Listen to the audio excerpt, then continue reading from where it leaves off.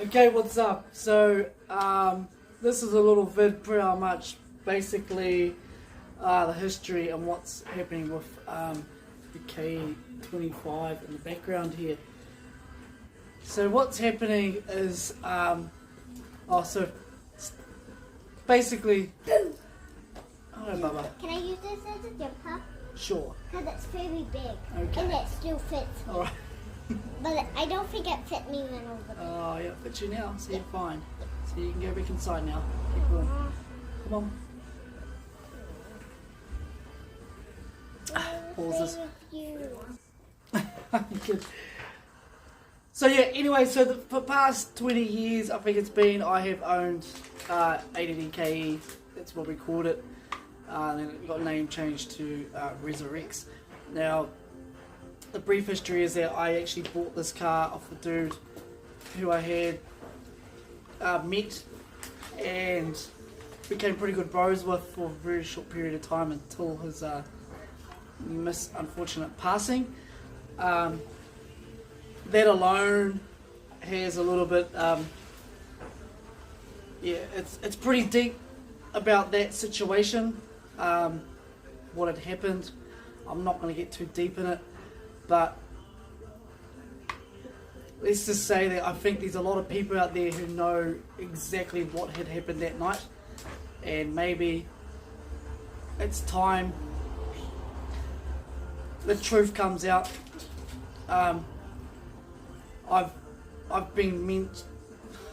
heard from a lot of people what happened that evening, and these are all from different people at different locations on that night, what had happened.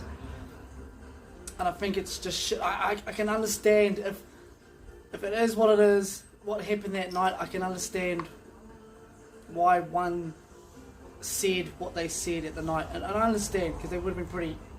These guys were pretty young at that age when that happened that night. But yeah, Can you do the button? I can.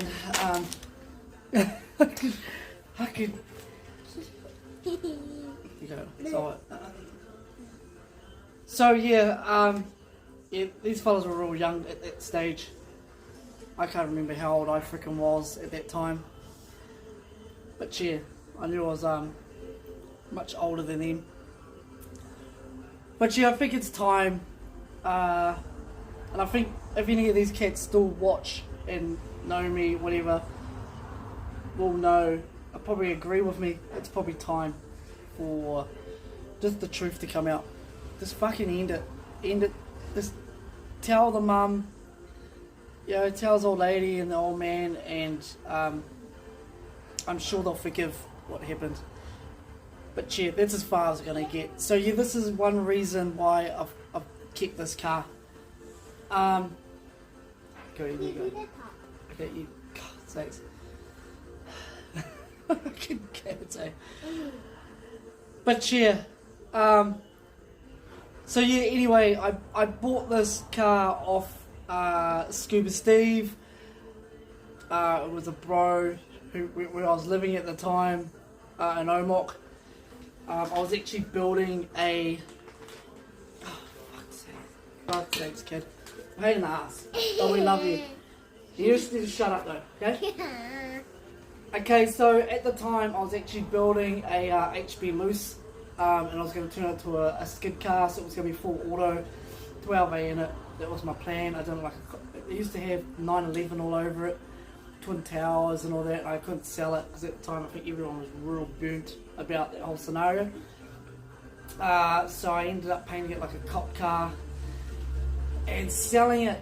And then another young fella said, hey man, there's this dude who got this K25, it's full spray can camo, it's got 12A in it, rah rah. And I was like, yo, hook me up with this dude. And he told me at the time he had got a baddie and had crashed it, and it was a little bit fucking rough. He got it fixed in that. So long story short, I managed to hunt the bro down through the little fucking paper article because people were telling me about him, but wouldn't directly hook me up with him. So I found him. He said, yeah man, come over, and the deal was done that day. So I gave him hand cash, and said, look, I'll give you this cash and I'll custom paint and airbrush your baddie for you. And he was like, fuck, let's do it. So I basically drove it home. It was fucked. It was fucking all the tire rod ends and everything. Like, I was driving down the road, down his street alone. Like, fuck it was just following up, like, just going like this. So US 800s on it, 13s. That was sweet, but just all the ball joints and everything were fucked. Tire rod ends. I was just wobbling down the road. I had to drive, like, I think it was 15 Ks and it was all 100 K zone. It was just fucking, the thing was stuck in third gear, so it had an RX4 4-speed in it. And just fucking once it got in there, it was stuck in there. I was just like, what the fuck, you know? I was like, fuck yeah, I got this little coupe, and I was pretty stoked. So the previous motor, and I actually knew the history of it as well. I used to be in a red sedan, 808 sedan, and it had been in another car for a few years, and then made it into here. So anyway, long story short is that basically I cleaned it up, fucking painted it this crazy colour. I had all the interior, I did all the interior, cleaned up, and I was pretty much going to just flick it off, and I was going to leave New Zealand. But yeah, I entered the skid comp in it, and I was like, oh fuck yeah, this is pretty cool. And yeah, I think the bro seen me do one skid comp, and then the incident happened. Well, like 2 skid comps. I did it when it was one colour, I did it when it was airbrushed, and then his incident happened. The misfortunate situation that happened. And then I was like, oh, fuck it, I'm going to stay in New Zealand and keep the car for his memory. So it's over the years, it fucking just progressed. It's always been built for him. I used to have no seat in the passenger seat because, to me, that was his spot. You know, so I didn't want anyone else to be in the car. When I went rip skids, it was just me and him. I just wanted that feeling. Because I didn't know this dude for a very long time. I didn't know him for a very short period of time. But I felt like I knew this dude for ages. You know? It was just a real weird bond we had. Cool dude. So, yeah, so over the years, it then became a dedicated burnout car. Just because I got on 2 cop chases. The first one I got away with easily. The second one, I got stuck in some traffic lights and I pulled over. And the cops were just, they ended up being cool as. I was like, fuck, I couldn't even hear you, man. Like, the exhaust and all this. And, they kind of buzzed out and said, look, we'll just give you a police escort home. Don't put this on the road ever again. It had like fucking multiple pink stickers. Yeah, it was just how it was back then. So then after those real risky times, I was fuck it. I'm dedicated burnout car. So after that it was dedicated. Everything I did to it, I just keep evolving my airbrushing on it, etc, etc. So yeah, we'll fast forward to a few more years, to a couple of years ago. I just got tired of driving it. I was just sick of like dumping it in third or fourth, the whole car filling up instantly with smoke. Couldn't take passengers, you couldn't see anywhere. As soon as you tipped in, that was at the car where the car was going. I was just coming for the joy of the ride, you know. I was basically just pushing the brake, whatever, and off the brake, and just, oh, should we go over here? And be like, the car would be like, no, we're gonna go over here, bro. I was more of a passenger just with a fucking steering wheel dedicated, like just a steering wheel for the fuck of it, and a brake pedal, just an accelerator. It was uncontrollable. So yeah, it was, and then these good cats we met said they heard that I wanted to take it out of the whole situation, and these cats said, look, we've got an RX-8. I said, fuck yeah, like I'll build an RX-8. And they're like, well, if you build one, then up and here you go. So they gave me a shell, rolling shell, and that's Dope 1 asthmatic now. It's, yeah, I fucking like it because it's different and everyone hates RX-8s, and that's why I built it, because I thought, fucking, I'm gonna make something different. But there's just something about, there's no emotional connection with that car. Driving it is fucking, it's awesome, it fucking handles like a dream. I'm starting to figure out where I want it, you know, because I set it all up. But there's just something about it, I just don't have a connection with the car. And I did have other plans that I wanted to get an RX4 coupe or 929. It had to be rusty, and I was going to slam this thing out and build a new brewed out car. But with the other videos that we've been dropping, and the missus and everyone else is like, you know, like, you need to bring the KE back, and I wanted to bring it back, put a 20B in it, you know, but I've come to the terms, that's never ever going to freaking happen. No way is a 20B going in it without having a major sponsorship. It's just not going to happen. So the other few nights ago, I'm out here working, looking at the KE, and there was just a moment like, fuck man, you can get this 4 coupe or 99 coupe, spend all the time to make it killer, when why I could just spend half that time dealing with people or anything and just fix what I have to do on this car. Just fix it. So yeah, I went into the house and I said to Annie, like, yo, I'm gonna bring the KE back. She was just like, oh, you know. So I've given it a couple of weeks now, gone over, I tried contacting Jay from Low Standards. He did mention like ages ago, like, you know, if you want any help with anything, I'd help you. I said, fucking cool, contacted him, I haven't heard anything back. I tried ringing him, never heard anything back, so I'm like, okay, you're obviously real busy, and the last thing you want to be doing is dealing with some New Zealander, you know? So maybe we'll just leave it at that. So now, massive respect to Jay, like, he builds sick rides, but if people are going to say they're going to help me out, whatever, I take their word. Same with, like, I'll do what I can to help them out, but obviously real busy, and yeah, so that's cool. No offense to you, Jay, just, you know, I want to make things happen, you know. I got a hold of bro Pitbull Industries and just said, hey man, I need a couple of parts. If you've got these available, I can let me know. If not, fucking cool, it's all good. I'll sort them out again later on. But for now, I've gone over old school autos, I've gone back to them and said, fuck man, I want to bring the KE back. These are the problems I have with it currently. They seem pretty sweet. I said, okay, well, you know, he was like, we'll sit down and see what they actually want to do, you know. I said, well, rack and pinion. The one half of the car from so far is going to be chopped off. I'll have to rebuild that. I'll probably tube it and shit, make it real solid. Remount the engine mounts. But other than that, it's just going to be mainly steering components. Change all this. I've got some Series 1 RX-7 struts here that Ian Machine Rotan Datsun gave to us for another project. I might chuck them in. So yeah. So basically, I'm going to throw some fucking camber in the front of this thing because I want fucking camber. I want heaps of lock at the front. We're going to go rack and pinion. I might go electric steering like Rotan Datsun Ian Machine has. I've seen his setup, it fucking works. It just gives it a little bit more, funny enough, a little bit more controllability. Such a short wheelbase car, as soon as the thing's kicked out, the brain can't register, it's already fucking, you're already flipping around. So yeah, it's a fucking nightmare.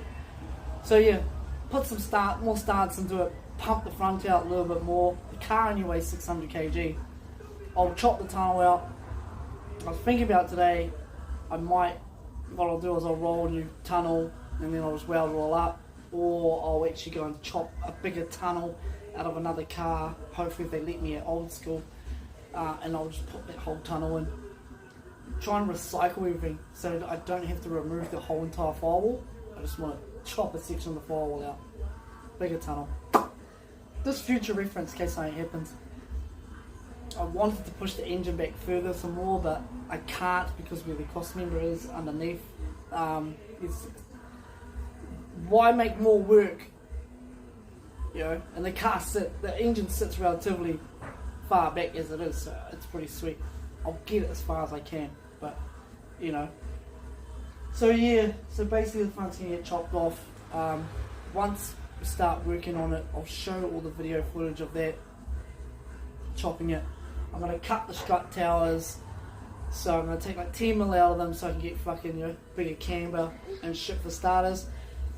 And then I'll start working on components from there. So yeah, basically I just said to old school, like, let's just fucking Frankenstein heaps other bits and then put them. So if I use the Mazda struts, I could probably go put some Series 1 RX-7 arms in there, so it's going to push it out further and stuff like that, you know what I mean? And then re-drill it for the sway bar and all that BS. So remember, this is just going to be built on a trades budget. So I'm swapping work for work, and then trying to relationship. The paint scheme, it's going to get full patinaed. It's going to stay like this. I'm going to full patina it, burn it, do everything to it.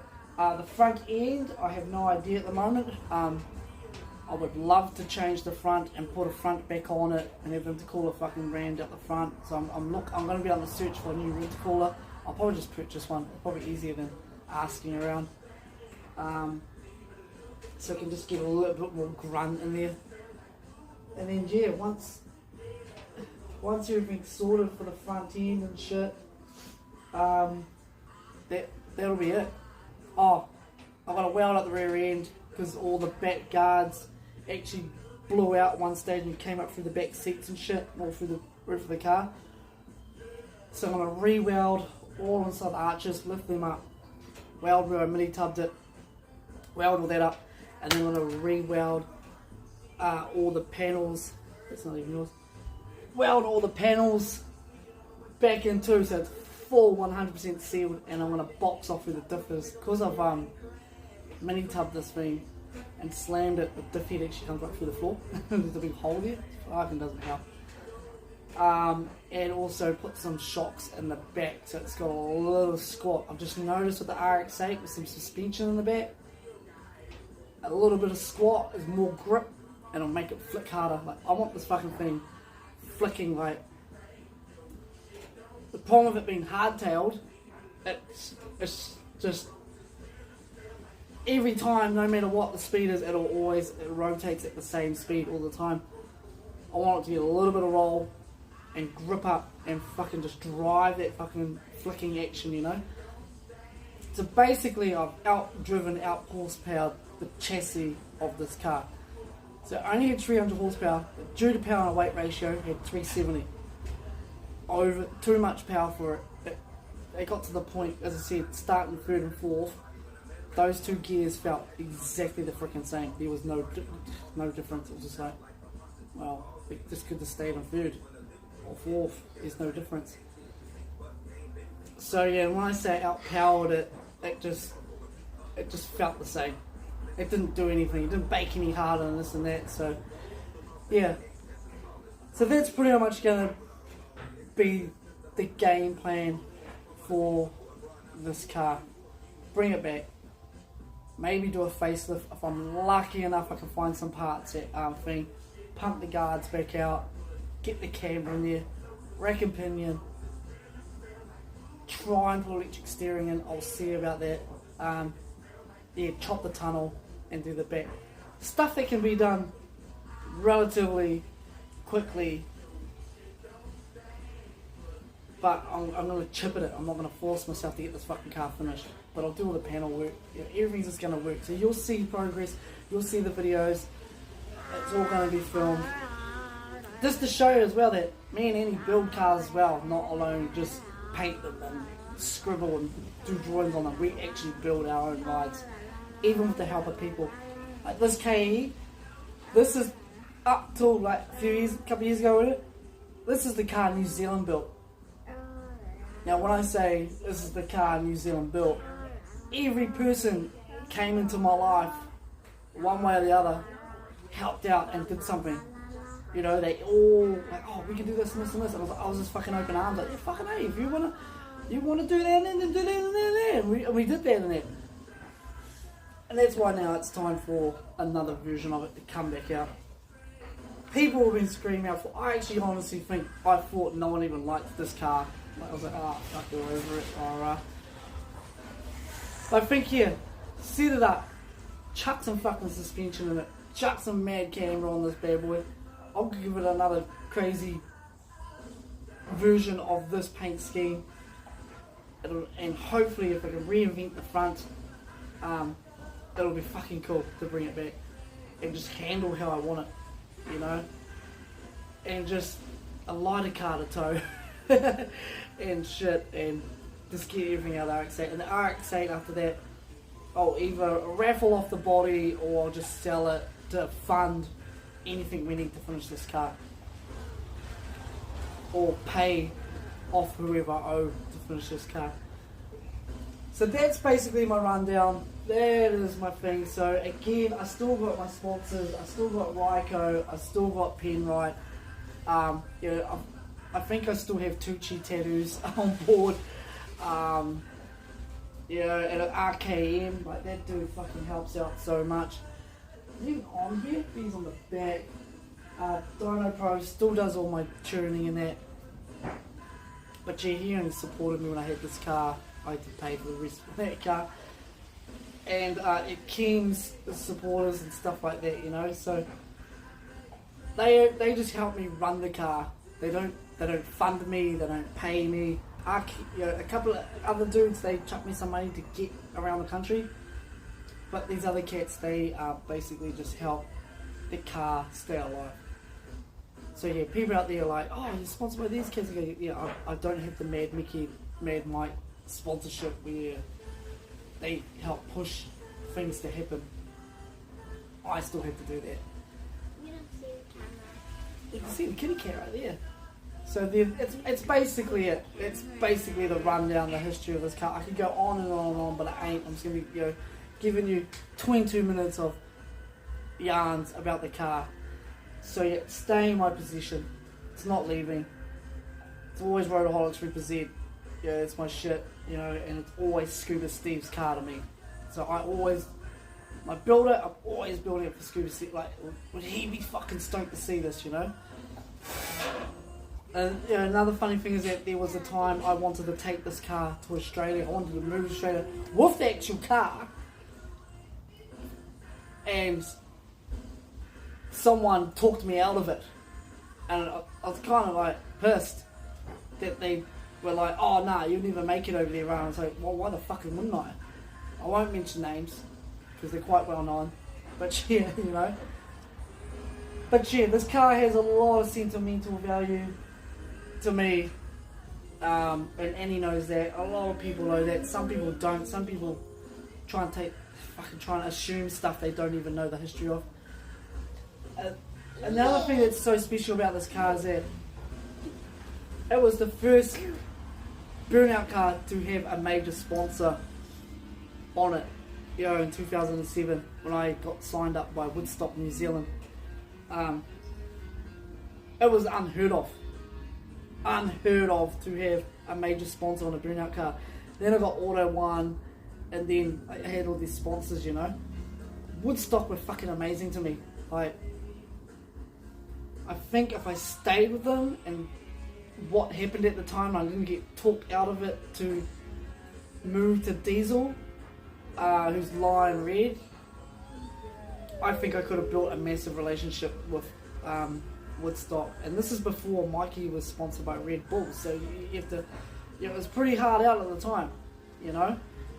And I'm gutted what happened then. I was pretty much very naive and didn't know what was going on at the time, and just these people came who were with a lot of shit happened with Woodstock, not with me, but inside Woodstock, and pretty much all the staff that worked for Woodstock had got let off, and because they looked at a contract from Diesel, Lion Red and stuff, so they all went to Diesel Bourbon.